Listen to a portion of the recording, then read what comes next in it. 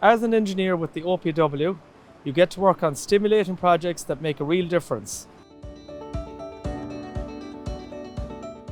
My name is Conor Gill and I'm a chartered engineer with the Office of Public Works. We're here in Galway working on a vital piece of infrastructure which controls the water levels in the Corrib catchment area. This has been a joint project between the civil and mechanical sectors. We've been working on this project for 3 years and we're now at the final fitting stages, which involves sub-backer works by specialist diving contractors. The new stop-log system acts as a backup to the existing tilting weir structure to allow future maintenance, and also acts as a secondary dam in the event of a failure of one of the existing tilting weirs.